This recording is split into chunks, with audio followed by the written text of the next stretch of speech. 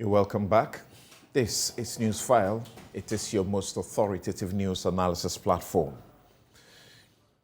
This morning, sorry that I disappoint you that I do not have a take. I regret for that. Now, on Monday morning, listening to Professor H. Kwesi Prempeh explain and educate on conflict of interest, I decided to write about conflict of interest. Then soon, our production got me to understand that we'll be discussing that matter this morning. So I'm unable to speak on it by way of my take. Then, was it Thursday? I got to write about what happened in Kumasi. Then shortly, I got to learn again that we'll also discuss that. And there is a certain embargo on me personally, so I'm unable to do that for now. All right, so thank you very much. Now, let me get you to meet my guest as we begin the matters that we seek to canvass for you this morning. But before we do that, let's go straight to the Ashanti region and begin with listening to Akwesi Adai Odike, who is in trouble now and presently is in hiding, he tells Joy News, because his life is in danger. His office was attacked and ransacked, and police are investigating that matter because of certain comments he made on a radio station there. We will look beyond just that story and ask questions about recent developments. In Ada, there was a similar situation where the chiefs prohibited a radio station almost from participating in coverage of the festival there. Before that, in Wa, there was the public flogging of, a couple, so to speak, in front of a palace, a chief's palace. Why? Because they claimed that they were making sure that a particular tradition and culture was not, as it were, desecrated. So where are we going?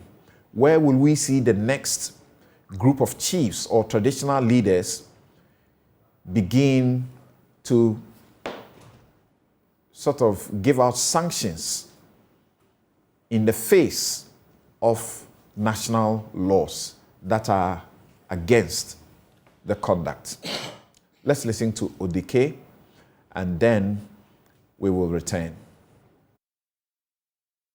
Environment na ye wono nana se ni nyina say ye nya baby ye be wu yentimi nsom when the last tree dies the last man dies and official in ho na omprema obi am galam say ni territory papa every mo agency o no politician start to galam say official I know me so revolve at say entoma manso official in kwa ka say me important mempene em ye galamse e ya duma be si so wuye mototema ni wuye amasa abo wura official and encle e ti ade amoya assentment ye wunya kwanya na mo ne amanofo kasa na mo yi mo firim ba ade mo hye mu bi kaye nkodu ba bia ya dure awre wo asase ba kwanya kopon de ma e ti na mo penso de mo de ye ni mama ni pa ya mobosa yen sase ni mfudi anya sai yare pa isana ani na sefo ade sa yen diska mo pe de aya de eti wi ase pa eti benvoa ya de awra hye mu ntide mu eni woni gratitude ke as I say no me sha se man sori a me se me stage demonstration tiamo se munyi mu bi aka de akosoro kan ko nyabot he yes asem na mo se man yen kan me kan mawu I want to die for Ashanti. It's okay. Maybe I'm getting emotional. Listen to me. I bring NDC what power. Papa be no go so man. No lands commission wa kra. Me call no kodin din komo. Ana me busa say nana Argentina I Kumasi ye ni ba bi ti say nkan airport ho a yes si ada fe no so dike yaya ho adwuma yaya ya ba be redevelopment plan wo Kumasi efri ayi kemi efa kogodi tubo ni nyina ya ba be ye no foforo ne dia ma companies mo ma see high rise buildings sabe ya Kumasi be say enkran na ku faru bai o ma adia asasama ehemfo ama o ma tete ukọ de nyame a ensaso ma papa ho anu mo tonton bogulo so anu mo sisi ada basa eti abaka so be project bi wa generation mebuna mutie ye emre beba abani project be kuma so onya asase because embenvora pesca ko wo mu pesca afomafa and what do I want? So many about $200,000. Kuma say yes. Go and ask. I'm at my hideout anyway. You're at a hideout? Yes. Okay, you were asked to apologize. Are you willing to apologize? They have to rescind their sanction, and I can get the opportunity to go before them and render the apology. Oyerepa FM has been directed by the council to shut down. How do you respond to that? You must all condemn it, honestly, no matter the circumstance. They are flouting the democratic principles. No, say, and a pachoya can't the Wokrata, so Messama Presso Mecana. So, and this I know Nimsebia Mechanism Fufrobia, Air Denkakra. So, no crane me catch almost say Galamse ya can you dem have mechemu ye chemu se me ya you ha na chem me sa e mu be 30% ni mo ma ye Galamse ni nyina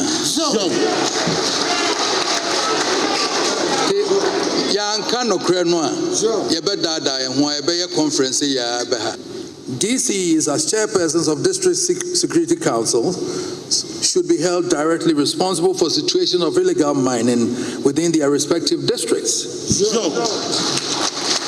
They should ensure that, in collaboration with the regulatory authorities, small-scale mining is effectively monitored so it is done in compliance with the required practices and regulatory framework. And then illegal miners also can be stopped. On my part, I have already warned my chiefs and elders against participation in such illegalities and will not hesitate to strongly sanction any such infraction. Already I've had reports about some things happening in Amansia and the Fomna area, and I'll be investigating that to see what's happening. The need to actively involve traditional authorities in this effort is absolutely imperative, for they continue to be the custodians of our communities across the country. We should go beyond paying lip service to traditional authorities as custodians of our communal land and seriously and actively engage them in this collective crusade. For example, the current system, whereby licenses for concessions are given out before consulting traditional authorities, is dysfunctional and must be revised. It is my considered view that it will be most prudent to consult traditional authorities before licenses for concessions are given out. Does it not make a mockery when the Constitution says the minerals under the president is in charge of the minerals on the earth, but when you're going to mine the mineral, you go through the land that belongs to the chief? So why doesn't he have a right to know who is doing that? Right. So you heard the Akwesi Ade Odike. You also heard the Asante Hene Otufo Seitisu II. My guest, Professor H. Kwesi Prempeh, Executive Director of the Ghana Center for Democratic Development, CDD Ghana. Isaac Adongo is MP, Bolga Central, and member, Finance, Trade, Industry and Tourism Committees of Parliament. He's right here in the studio. And George Sapong, Executive Secretary the National Media Commission. I'll begin right away with George Sapong. Thank you so very much for making time to join us. In the course of,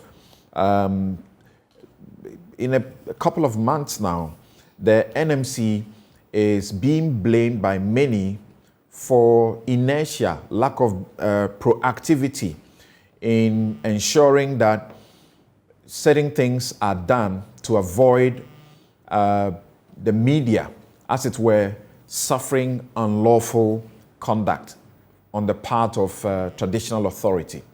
What do you say to that charge against the NMC? Thank you very much for the opportunity. And I think that I would want us to start from the beginning, as the joke goes, that we are set up by the Constitution, and our work is grounded in the Constitution. If you look at Article 167, it enjoins us to address concerns by or against the media. What that means is that anytime there's an incident, there's a theoretical possibility that any of the parties may come to the National Media Commission. So we'll put ourselves in a conflict of interest situation if we jump into the matter ahead of time. And so we have to be very cautious how we deal with this. The second part is that from the same provision, we are to investigate, mediate, and settle complaints. Samson, once the Constitution enjoins us to investigate, we necessarily have to investigate. And so when an incident like the Kumasi one that you just mentioned happens, we cannot rush to make any conclusions until we have investigated the matter. The next critical thing is that we are to mediate. And as a mediator, you undermine your integrity and your capacity to mediate between the parties. Again, if you run in to make statements that sometimes could be prejudicial to the process. So it is our encouragement to all those who look at these issues to understand the context of our operations. But ultimately, what we also want to assure the people of Ghana is that in all the instances that you mentioned, it is our intervention that has ultimately resolved the issues. Is that to understand you to mean that as we speak, you have been mediating the matter in Ada? People have been very unhappy about the manner in which the community radio station is being treated. The station was attacked in the first place. There was some vandalism there. Some of their, staff were assaulted. And then subsequently, we heard of the news also that one of their reporters had been arrested by police for publishing, as it were, false news, so to speak, because the company, McDonald's company, involved in the salt project there, which there's a section that has issues and questions to ask, is the one that has lodged a complaint. Now, the concern is that the chiefs appear to be acting in support of the company when the mineral resource there, they are supposed to be sort of some custodians of those resources for the people. And then comes the festival, and they are told not to show up in their stations branding, and will not be granted any interviews, among others. The Ghana Journalists Association, among other people, have been calling on you to do something about that. Yes, we've been doing a lot of things in this regard. But once public discussions begin, one must. In the case of the Ada, Radio Ada, let us first acknowledge that Radio Ada is not like any other radio station within the context of Africa's media development and democratization. So they occupy a particularly unique place in the history and development of the media. And so such an iconic institution demands greater support. So when this incident happened, it was Professor Gajeko who first drew my attention to the matter. So I immediately placed a call to Mrs. Kwame, who is one of the key co-founders. Mrs. Kwame put me in touch with the leadership of the radio station at the time. The very next morning, I dispatched officers to Ada to talk to the radio station and to speak to members of the community. So for the entire week we were in Ada. By the time we were concluding our basic investigations, there were inconsistencies in the narratives that were obtained from different actors within the station. So we encouraged them to submit a formal report detailing out their understanding of the issue. The matter, I think, happened on January 13 or thereabout. From that time, we never received the report from the station. On February about 18 or thereabout, the Ghana Community Radio Network held a program at the Erata Hotel, where I happened to be a speaker together with Professor Kekari and a few others. I took opportunity of that meeting, and by this time, the matter had happened like more than a month, and we still had not received the report from the radio station. So at that public forum, I repeated my call on the station to submit a report detailing the things out, because as I've already indicated, our own investigations had produced inconsistent narratives that we needed to reconcile. It would take another 2 or so months before the radio station would submit the report to us.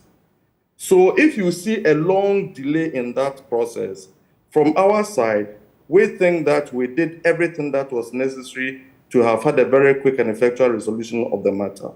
Meanwhile, whilst we are trying to get the radio station to produce this report to us, some of the community leaders make a complaint to us, making certain allegations against the station, which complicates the issues. And so we begin the investigations into that. Samson, a few weeks on, some of the witnesses who had originally volunteered to give us information and had volunteered some information now begin to backtrack and withdraw their consent to be part of the process. So that is how the matter gets complicated. Our view is that if we had received speedy cooperation from the radio station at the moment when the matter happened, perhaps we would have been able to address that very quickly. Now, talking about Oyerepa FM and the Kumasi incident. Before that, so Ada remains unresolved. Just a couple of weeks ago, the GJA also spoke, suggesting that they needed to work with you to try and mediate the situation. The journalists, their lives clearly in danger. They have been exposed by the traditional authority, and it certainly doesn't bode well for them to continue to be able to work there. And they are doing what you call volunteer work. I completely agree with you. And there are levels of complication of the Ada issue. The complication regarding the basic resource of the people that's on law has its own dynamics. And we strongly believe that those dynamics need to be unrivaled. And in doing that, the radio station has a major contribution to make. As I have indicated, the community leaders have also raised concerns about what they consider as insightful content against the radio station. We are still investigating certain aspects of it, and we'll be reaching out to the radio station very soon regarding that. We think that there are about 3 or 4 elements in that issue. It may take a little time to untangle. Some of them are not necessarily matters for National Media Commission to address, but because they feed into the causes of the conflict between the parties, we necessarily need to address them or bring them, and that involves other institutions. So this is, as far as we understand the situation with Radio Ada. Some of the issues regarding the journalists and all, we have only read in the media. They have not, and Samson, you know, for us working from the National Media Commission, we know for a fact that there are inaccuracies in media reports, and therefore anybody working with media reports ought to be very cautious. So we require detailed, accurate information from our colleagues in these circumstances. None of them has brought any of these to our attention and provided any fact or evidence regarding the matters that are. In that situation, it becomes particularly difficult for us to work. So this is where we are regarding okay, that matter. So once again, you are not giving up on the matter simply because they have not been cooperative or they have not acted, as it were, swiftly enough. And that at certain points, eventually, some of them are withdrawing, and I'm giving to think that you will suspect that there may be something informing their withdrawal, because it will appear that there's a certain intimidation, and to continue to be seen to be complainants might cause them some reprisals. You don't think so?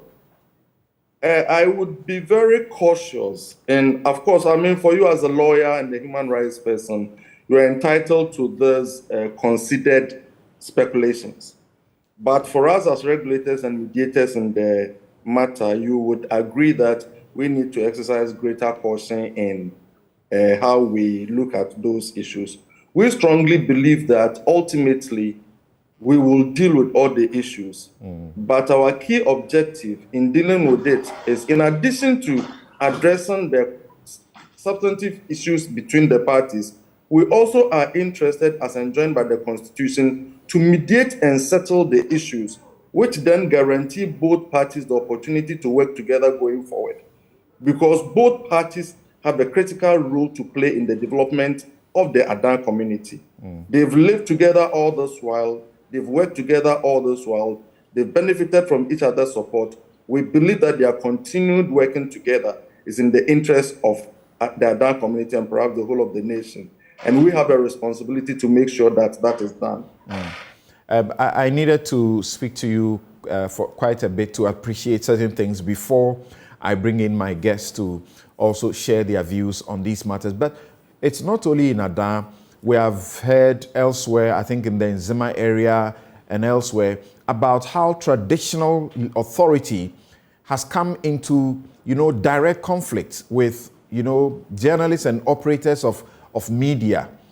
Are you, in control of all of this? Are you involved in trying to do what you say is your work, to investigate and mediate?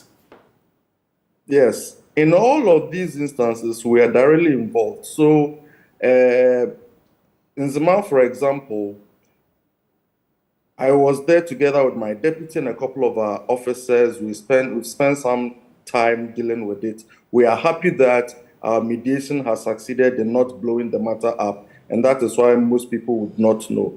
I would want to take advantage of this opportunity to thank Ambassador Cabral very much for that particular incident, because he comes from the community. He's a very well-respected community leader as well as a national personality.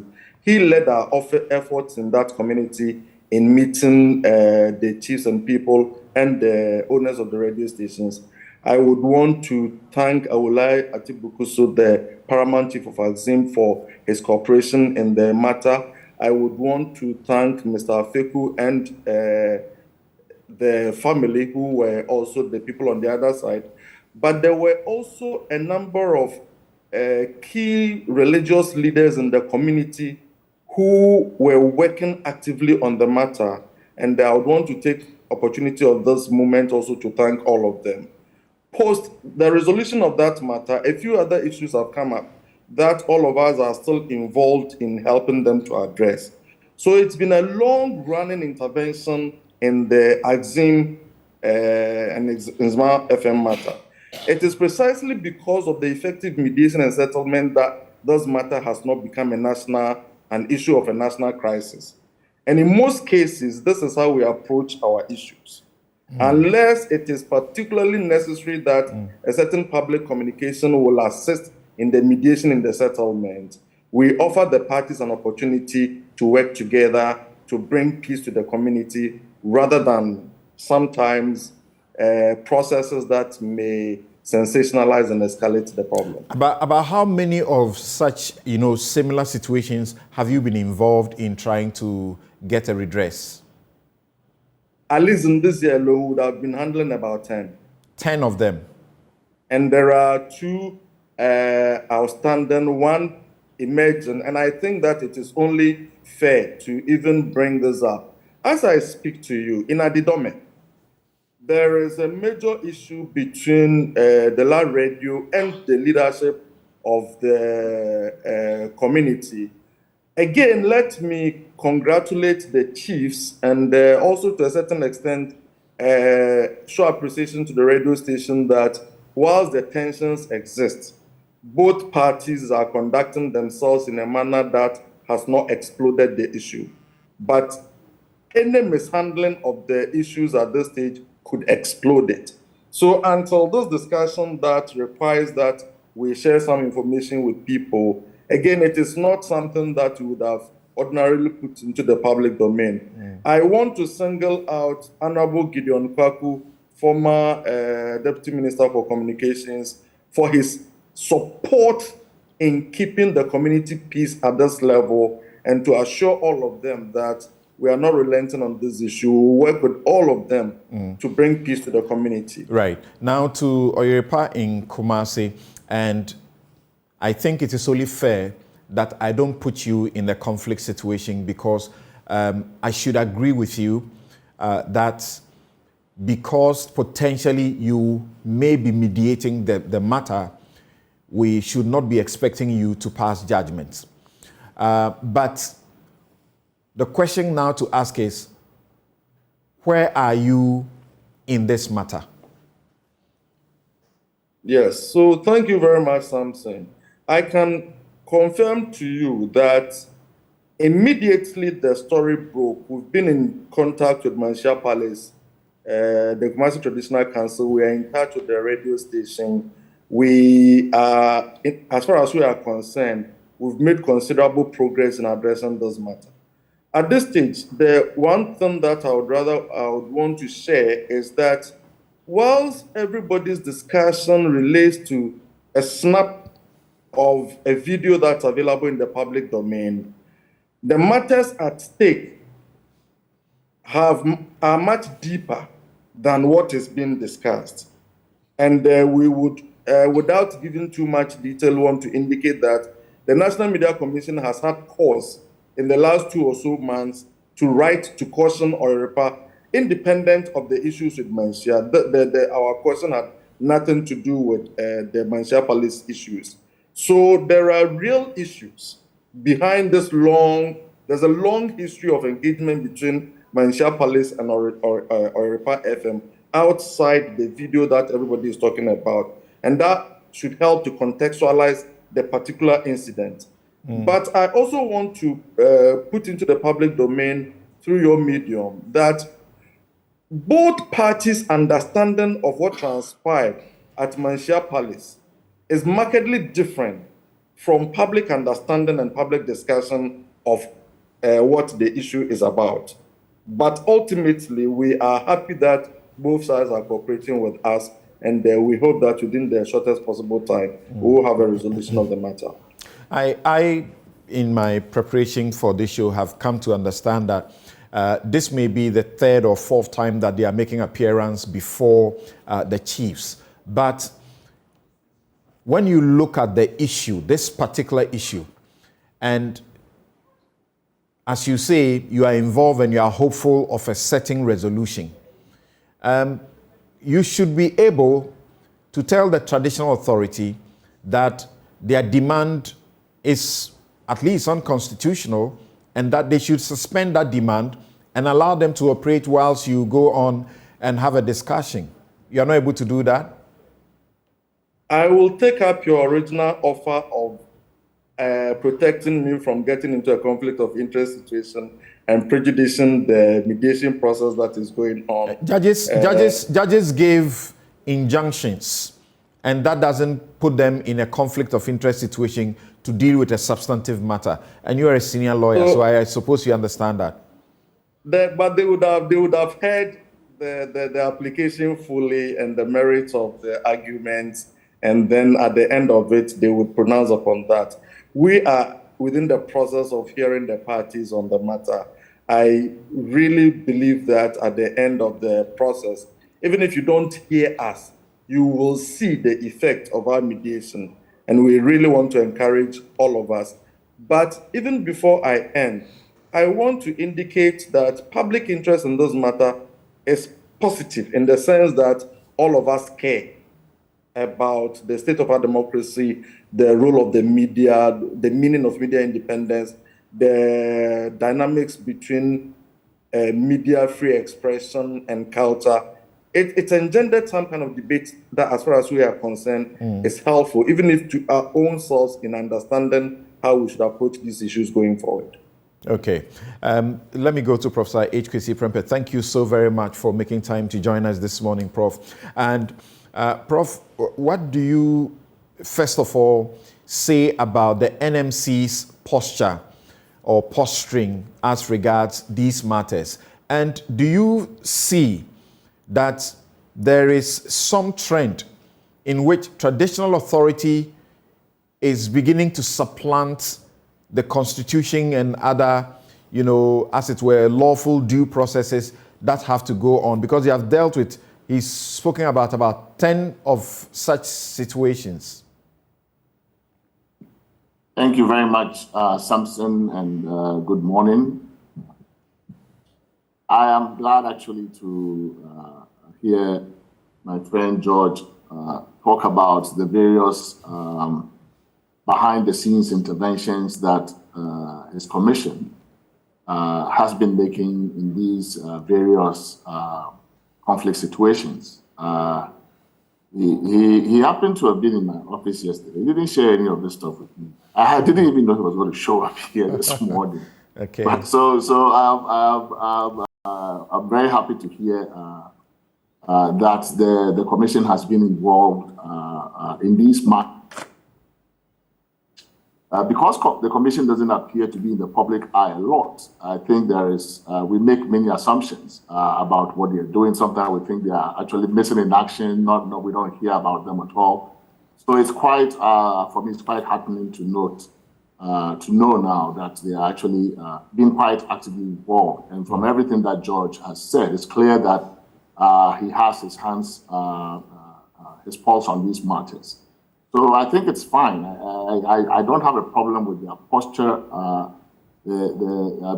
As a commission, their role is as clearly as George spelled out to mediate, to investigate, and I think that they are doing their best under the circumstances. So I will grant what he said, and I don't have much of a problem with it. Right. The other question you posed, though, I think we need to put it, I think, in a much, much larger context, as well as really a very historical context. What we're dealing with here, and it transcends clashes between local traditional authority and local media. We've seen it flare up in other situations. Chiefs or traditional authorities have issued banishment orders against certain persons because they don't like who they are in their community. We've had instances of chiefs flogging, giving orders or supervising the flogging of persons in the presence of the palace, a public flogging, and all those kinds of incidents. There's clearly a trend, I think, where we have traditional authority reasserting themselves in the public space in a way that makes a number of us somewhat nervous.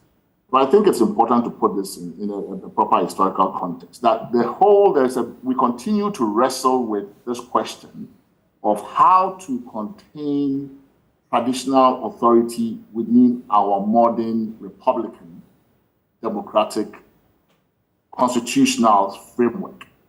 And I think, of course, the issue has a lot of history behind it. Before the modern state, the modern Republican Ghanaian state became what it is, our traditional authorities were within their traditional jurisdictions effectively absolute monarchs. We're talking before colonialism. They had all the attributes of a sovereign.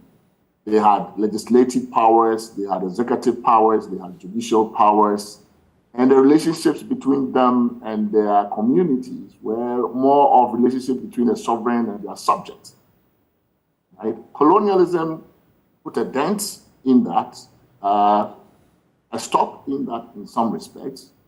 And then when we were nearing the end of the colonial period, if you will recall, part of the discussion and part of the conflict within the nationalist class was exactly what to do about traditional authority in the newly emerging, to become soon to be independent Ghanaian state. One body of opinion felt that they should have a very large role. They themselves felt they were the natural rulers, and that if the colonialists were leaving, then essentially sovereign power should revert to them, that it belonged to them before they came and it should revert to them. Of course, much water had passed under the bridge. We had moved from just multiple traditional chiefdoms and monarchies to a state, one state that was now multi-ethnic, multicultural. So the idea of just reverting power back to the previous sovereigns would have been difficult to effect. And then there was another body of opinion that felt, no, I mean, we are going Republican. We are going to be a Republican state. Monarchy will have very little role in this state. And at some point, a political settlement was reached. I think that political settlement has gone through some modification in the post-colonial period. But essentially, the political settlement was that Ghana was going to be a republic. The sovereign authority of the state was going to be unified in this republic. There was going to be only one sovereign. Chieftaincy was going to be preserved, but what were once absolute monarchs would become essentially constitutional monarchs within their limited traditional domains. This political settlement meant that traditional authorities, while preserved, lost some of the essential key attributes of sovereignty. They lost legislative power, the power to enact law to govern an entire community of people. That was transferred to a national legislature and such other subsidiary bodies that, as the legislature, would delegate power to make subsidiary legislation. Executive authority was also vested in a national executive. The traditional authorities were no longer holders of executive authority and did not share that with the republic. Judicial authority, however, they were not, however, entirely deprived of judicial authority. So when it came to judicial authority, they were left with some judicial authority in matters of customary law, so that they could apply customary law to settle certain disputes, certain matters within their domain, to the extent that the parties to it, chose to be subject to that. So matters within mostly, private social relations regarding chieftaincy itself, regarding succession, regarding, family relations, marriage, land, such matters, divorce, inheritance, these things were left subject, of course, to a right to appeal into the regular court system. The state, we also recognized chieftaincy itself and we created national houses of chiefs, regional houses of chiefs, and the like. And they were also giving state some functions, judicial, updating law, and the like. Land was also something that has always been important. And in fact, in terms of the major success of traditional authority during the colonial period, I think, is their ability, the success in preserving their right to be custodians of the land. Right? So they may have lost the right of ownership to the minerals in the land and the like, after the colonial period and to the modern state. But in terms of ownership of the land, they continue to have to retain the allodial title to land in some parts of the country, at least with respect to stew lands. So this has been the settlement, right? And in terms of custom as well, some customs and traditions are like religion, were also recognized. Traditional communities that had their customs and traditions could continue to practice them freely if the people wanted to practice them, if individuals wanted to practice them just like religion, they could practice them, but again, subject to the Constitution, subject to certain limitations and the like. So we moved from subjects of multiple, of particular absolute monarchs to become citizens of a republican state, but we were also free to practice our custom. We were also free to show allegiance to our traditional authority. So I think that is the setup. There may have been some who I think, of course, once you've had power preceding the arrival of the modern states, I mean, certainly you continue, you have memories of your old glory and when you controlled the entire land, when you had all of those powers, right? So, of course, certain tensions remain. There are certain people who continue to ask for more. We want more power returned to our old traditional monarchs. There are others who want even more republicanism. So those tensions are clear, right? And I think every now and then you see that flaring up. But I think what we begin to see more and more lately is really certain assertions of power that clearly go beyond the political and constitutional settlements that has been reached between the republican states that we have and our traditional monarchies. And for me, it is the absence of states. It's the fact that the state in these matters, right, appears not to be asserting its sovereignty. So when these things happen, the state tends to be like a bystander. It's like a spectator looking on as these things happen. And it's almost like, when somebody is contesting your power and you are not doing anything to hold the line and to say, no, you are crossing this line, gradually, it's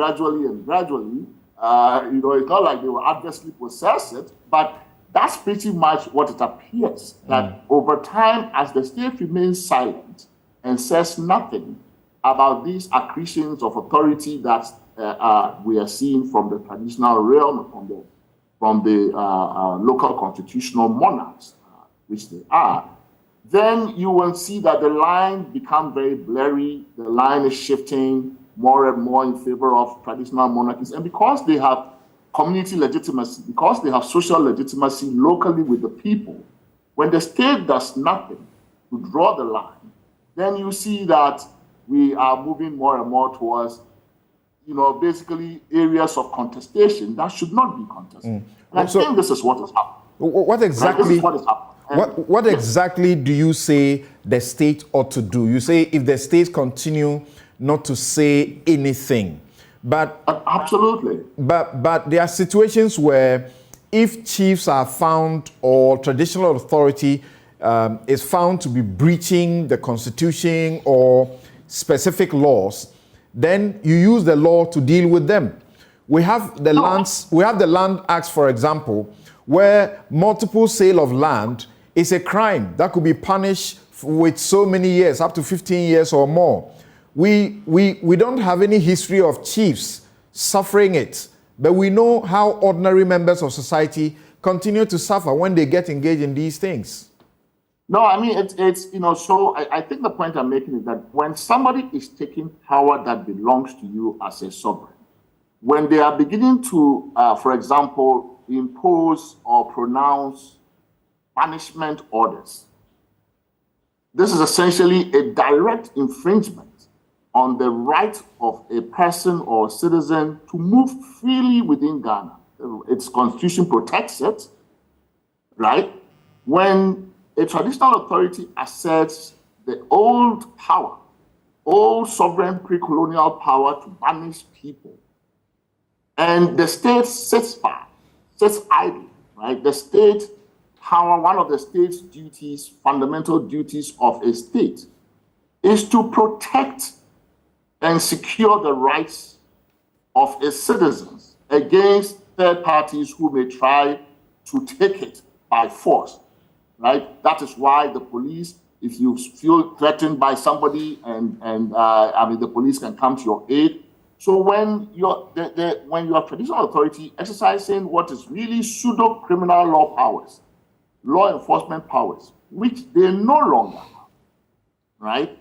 And the state, the Ministry of Interior, the police, the Attorney General's office, when the state agencies that are responsible for exercising these sovereign powers on behalf of the Republic say nothing or do nothing, then it emboldens the authority that is claiming to have those powers. It may even legitimize it in the eyes of many people who may think that actually traditional authority still has these powers.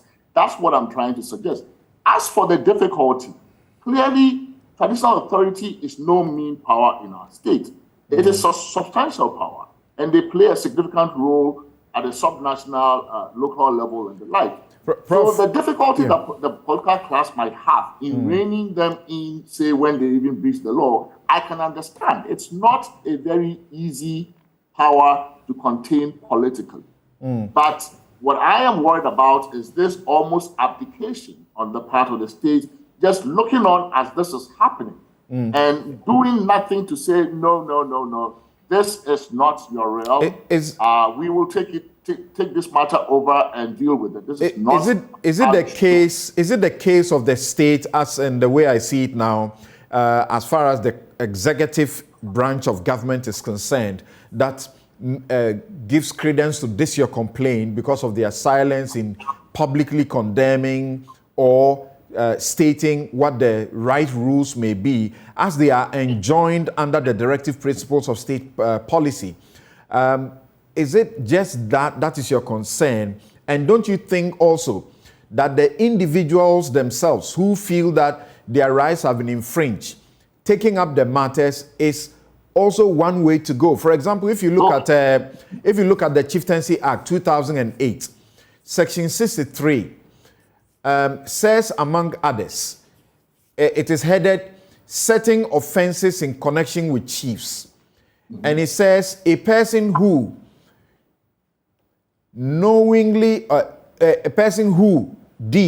deliberately refuses to honor a call from a chief to attend an issue commits an offense and is liable on summary conviction to a fine of not more than 200 penalty units. That's 2,400 cedis. And then there's a term of imprisonment of not more than 10 months. It took one individual, Nana Ejeampofo, to go to the Supreme Court in 2010-2011 to complain that this was an infringement of the people's fundamental human rights and the right of freedom of movement. And the Supreme Court clearly struck this down and said this is unlawful. If a chief invites you and you don't honor it, you have not infringed anything. So people can also take it on. Yes. We are talking about a situation, for example, where the radio station and its managers are happy to comply with the orders of the traditional authority. Yes, but we have to be realistic here, right?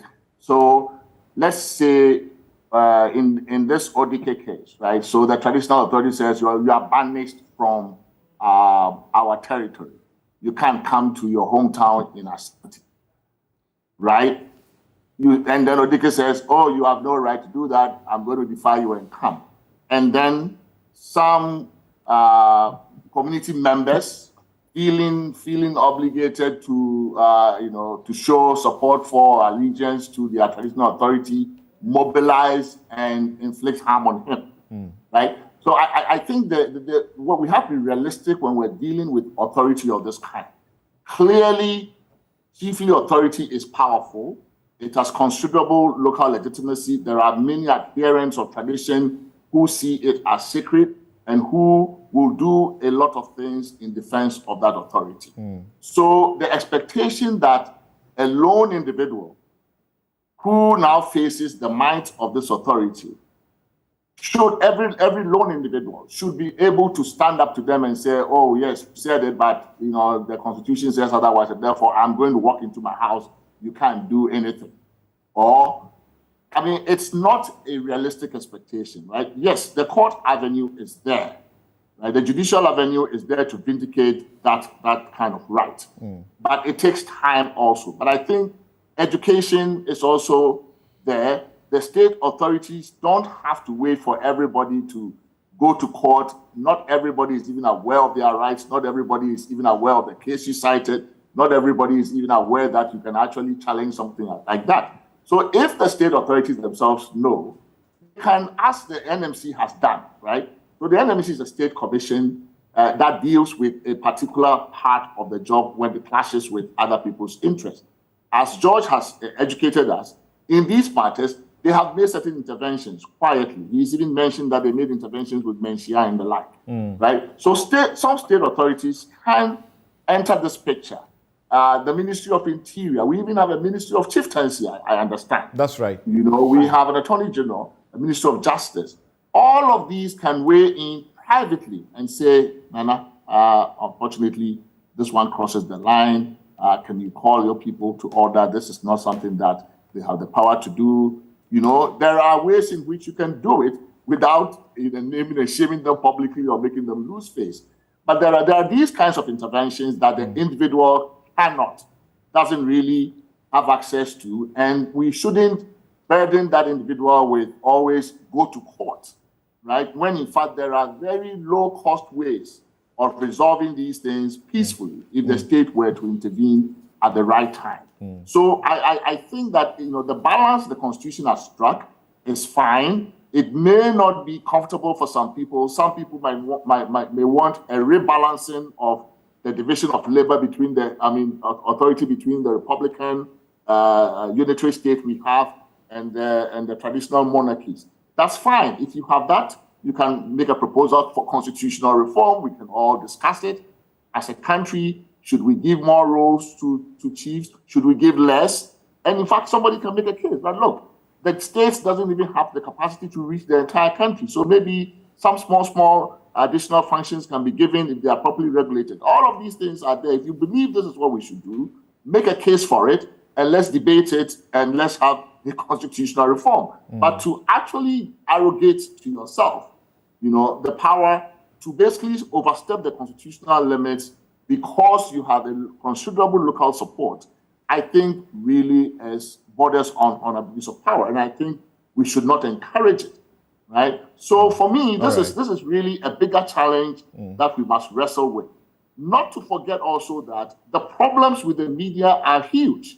Right. The media, if you listen to the media, you listen on radio, and including especially the local language radio stations, this is almost like the Wild West. It's like the free for all, anything goes. Some of the things you hear on it just shock you sometimes. Right. And so I believe that there is definitely a conversation to be had about what exactly it is that we are allowing some of these radio stations to get away with. And some people who think that kind of free market needs to be regulated and that nobody is doing it effectively enough, then we'll jump to the support of traditional authority and say, at least they are doing something, at least they are drawing the line. Right. So I think that there are multiple dimensions to this issue, but I think we really need very dispassionate. Perhaps my very final question to you before I bring in my guest in the studio, the Honorable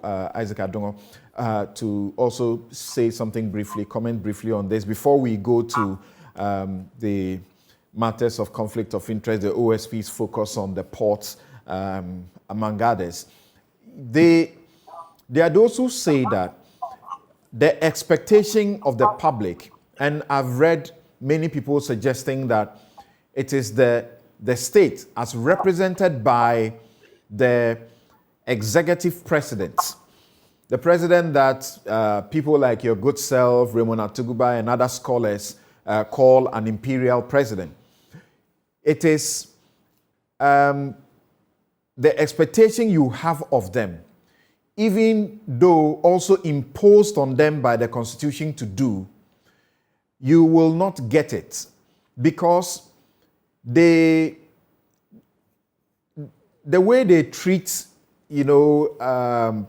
chiefs out of fear, more particularly for electoral reasons, you are not going to get them to tell them you are doing something wrong, unless perhaps that chief doesn't command so much, and so they can afford to take that risk. We are told about, for example, the Right to Information Bill 2016 that was supposed to be passed. In that bill, there was a provision to make the law applicable to chiefs so that, quote unquote, the subjects, the communities can file right to information requests. So chiefs can account for how they manage their lands, royalties, among others, because we know how they sell lands indiscriminately and how clearly it's open secret that they dissipate so much, and particularly where there are royalties to be earned, they don't seem to be accountable to anybody. This particular provision, we understood, was one of the reasons the law was never passed. And then eventually when the law was passed, that provision had been removed because the chiefs had threatened that if this was passed and they were subjected to right to information requests, then the politicians will suffer. So that's the situation. You don't think so, that the political leaders are able to stand up to the chiefs? I understand we had a little problem with Professor H. Kwesi Prempeh's line. When he comes, he will address that, and then we can move on. But Honorable Isaac Adongo, what do you say? And there's a reason I played, Odike's voice on the things that he was advocating for, however emotionally charged, and passionate he was about it. He was talking about, degradation of the environment. We are losing the quality of water. Water bodies are being polluted all over because of galamsey. And he spoke about, sale of lands in a manner that doesn't help. And suggested that if they don't do the right thing, then he will mobilize the youth to demonstrate, which is also a constitutional right, to hold a demonstration against leaders. If you take his comment and that of the Asantehene himself, his comment, where he clearly pointed out that he knows that some of his chiefs are involved in the galamsey, what did he say wrong? Yeah, good morning to you and to your panelists and to your viewers, particularly my people in Bogota and the Central. I think if you listen to Prof. and you listen to the national media man, George, Commission, yeah. The issues have been thoroughly discussed. In terms of what Odike said and what Asantehene said, they basically said the same things, but with different tone and on different platforms. And so on the basis of the constitutionality and on the basis of protecting liberties, that conversation has been made very clear already, that we have had a transition which is becoming very difficult to strike a balance. But you also have to understand that as leaders in our communities, there is a certain level of expectation on us. Samson, we believe that the traditional authority represents the moral conscience of our society. And that when things get bad, these are the people everybody asks questions as to why they are not able to exercise that moral authority that allows us to conform to what is accepted. And so you expect us to, at every point in time, no matter our grievances, not to damage that institution. And that not to bring that institution into public disrespect.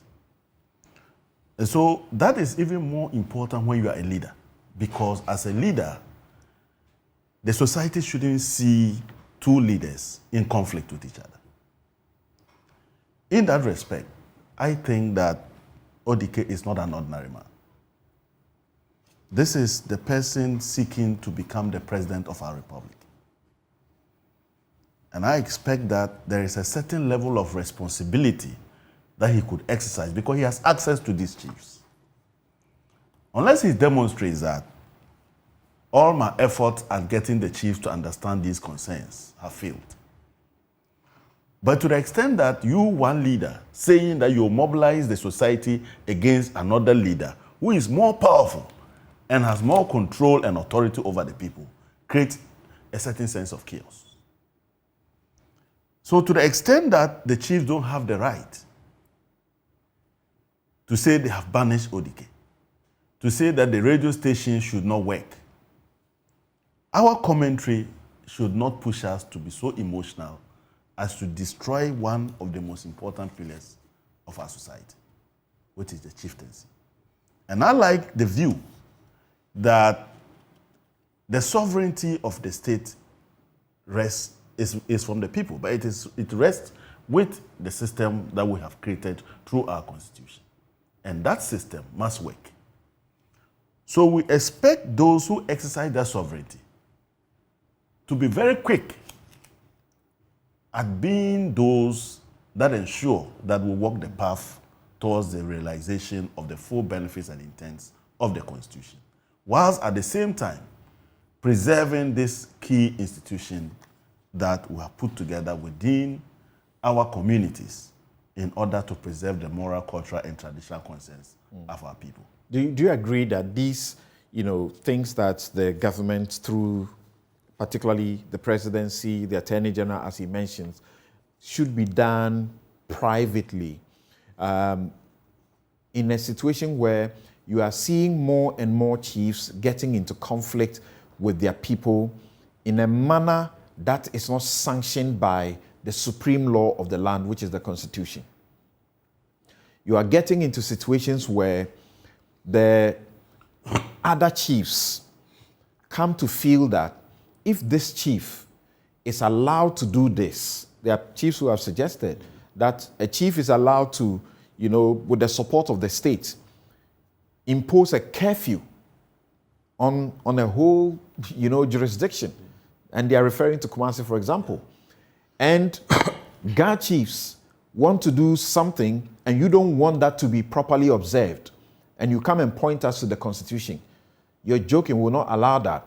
Then you go up north, you go, to the upper regions, you go elsewhere. And recently, there was a situation.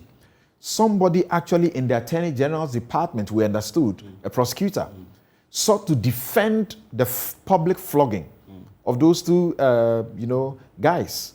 Sought to defend it on the basis of what is culture, what is tradition, and that it is the chiefs who have the power to uphold the tradition.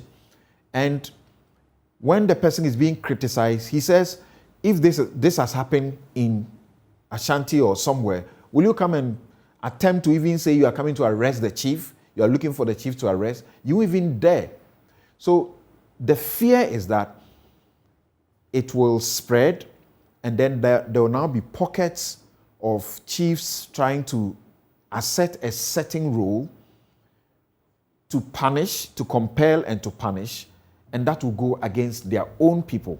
So the question is, the people too ought to know that the president or the attorney general or those people that Professor H. Kwesi Pempe is talking about are doing it publicly and not quietly. Yes, so what he says, and my position, is that if the consequences are penal, it must be penal.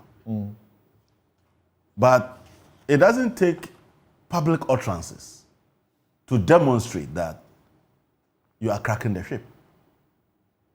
For instance, if a chief is engaged in illegality, and the community sees that the chief is going through the processes of trial, you don't need to tell anybody. But when it is that you must sit on radio or TV and cast aspersions, and often we then begin to draw the whole institution into the conversation instead of that one person that we feel has not behaved appropriately.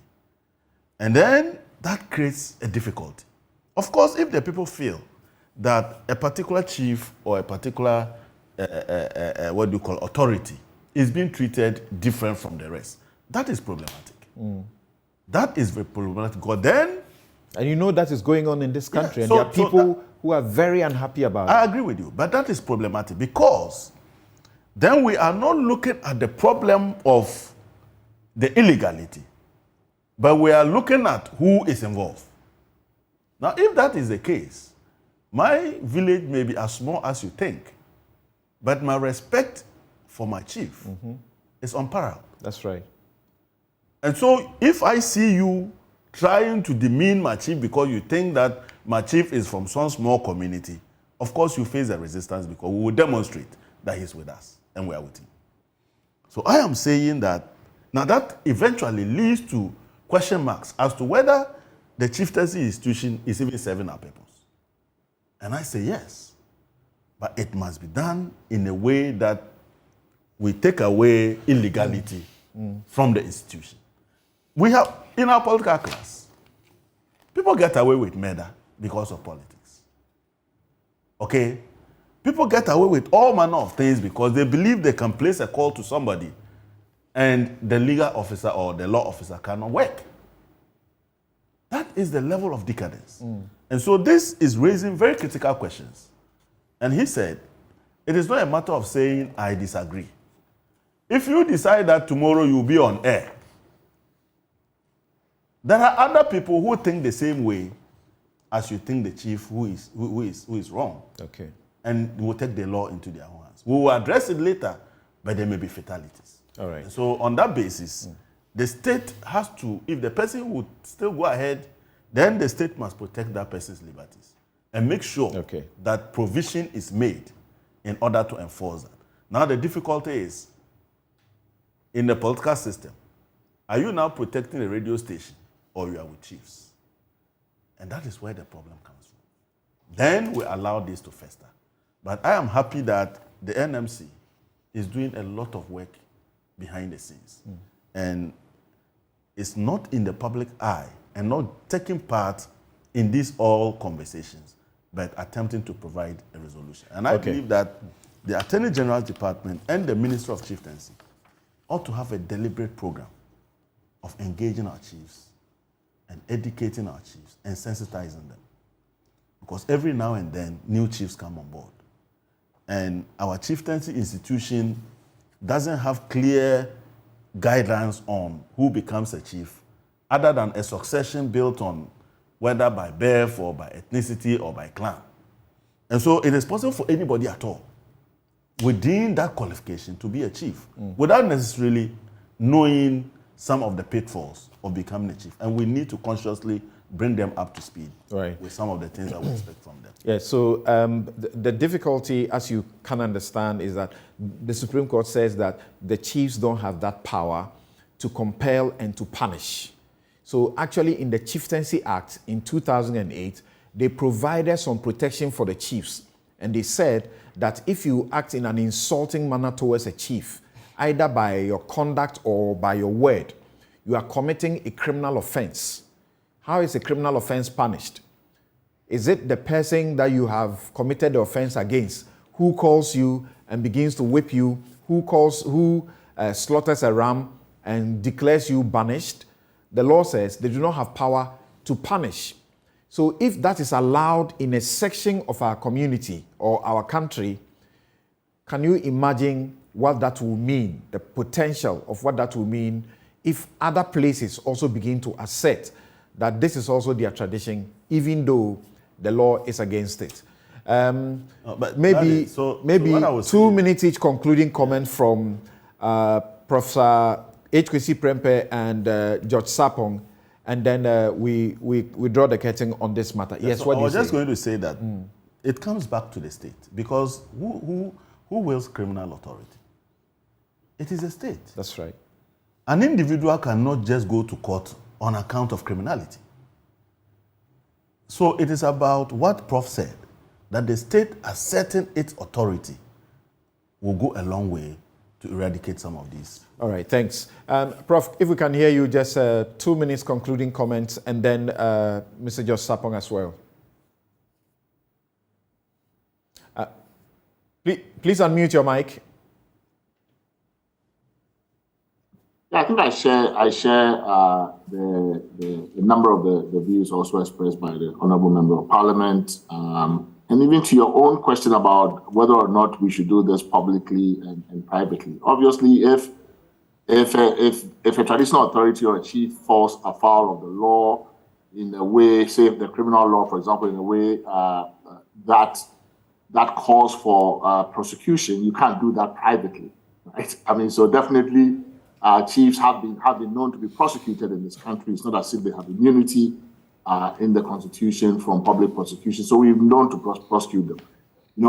But I think that's one of the interventions, given the balance and given the fact that there's still a very important social role that we count on chiefs to play. Many parts of the country, in fact, chiefs are about the only, people really maintaining law and order. Our policing resources are overstretched, are not geographically distributed evenly. And so there are many parts of the country, if you took chiefs out, you really would have quite a bit of anarchy. So there's an important social utilitarian function that you're playing, and you don't want to damage the legitimacy of the institution. I do think that in these matters that are coming up, that is why we have the national and regional houses of chiefs, and we should begin to use them. The state institutions should have conversations with these authorities. In fact, we in civil society have even planned some kinds of engagement with National House of Chiefs, with the regional houses of chiefs, to deliberate on these matters. I think these are the avenues. And if you do have a chieftaincy minister, if you have a ministry for chieftaincy, why on earth are you not using it in these kinds of situations? I mean, what do you have it for, right? So I think there are enough resources in terms of institutions that can handle this. And if we use it appropriately, we will avert a descent into chaos and into some kind of a slippery slope. Because I do fear that if we don't resolve these things soon enough and we begin to draw the line, and especially when precedents are set, and you made a very important point, when precedents are set in one part of the country, other chiefs and traditional authorities in traditional areas are looking at what the state is going to do or what happened to those cases.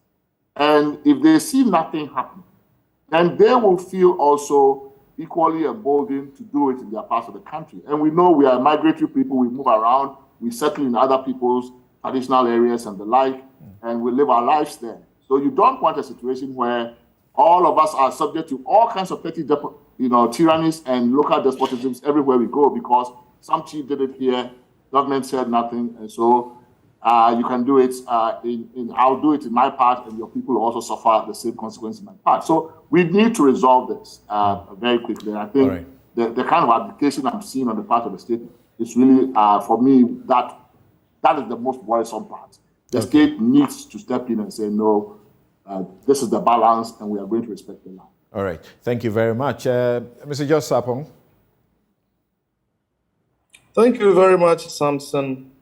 I think that Kwesi has adequately analyzed the issue of the chieftaincy and the media and the governance space. But I think the one thing that I want to add is that whilst today the focus is on chieftaincy and the implications for free expression, I want to broaden the discussion for everybody to see a certain trend. One is that today the chiefs are using their traditional authority to address what they consider as media infractions. We have seen religious leaders do the same. We see the court use their power of contempt to protect themselves. We have seen Parliament use its power of contempt to protect itself against criticism. We have seen the military use their military force to address media engagement. You have seen the police. Essentially, what this tells you is that there's a certain privatized approach to addressing what people consider as media infractions. What is needed to address this is effective regulatory system that protects everybody and also creates a space for the media to flourish. Until we address this, we are going to see this pattern repeat itself. And the ways that we may see is that individual Ghanaians may also begin to adopt these unorthodox approaches to addressing what they consider as media infractions. And I think we need to centralize this in the discussions as well. Thank you very much. George, last year I spoke to you on the law program, and you were very emphatic about this point of law, that regardless of the infraction by a media house or a journalist, nobody has a right to exact punishment, including assault. Is that correct?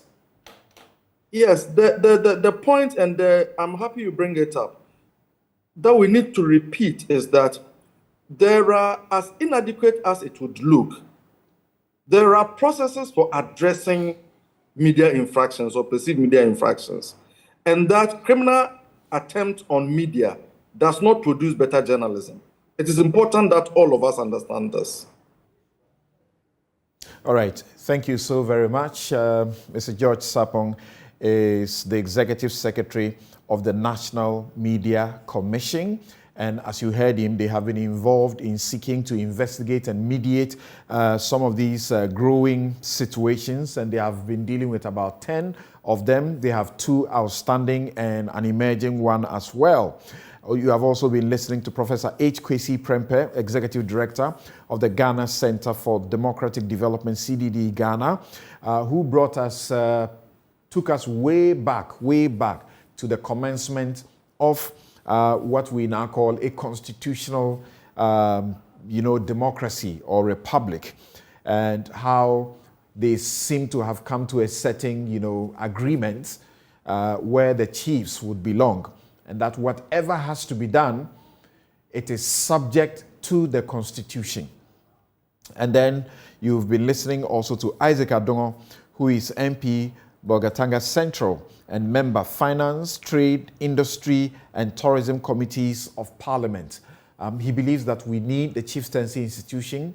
They are useful, but the checks ought to be there, and government also ought to be heard to instruct accordingly to avoid a situation where there will be, like what Prof. H. Kwesi Prempeh says, getting into a slippery slope where there will be despots all over the place exercising criminal jurisdiction. We'll take a quick break and return to why the OSP has its eyes on the ports and whether or not in the process it will not be breaching some people's rights. It does appear the issue of conflict of interest is not completely exhausted. As we understand, Shraj, this moment, is also investigating a member of parliament who is being appointed to the gender ministry for conflict of interest. We'll be right back.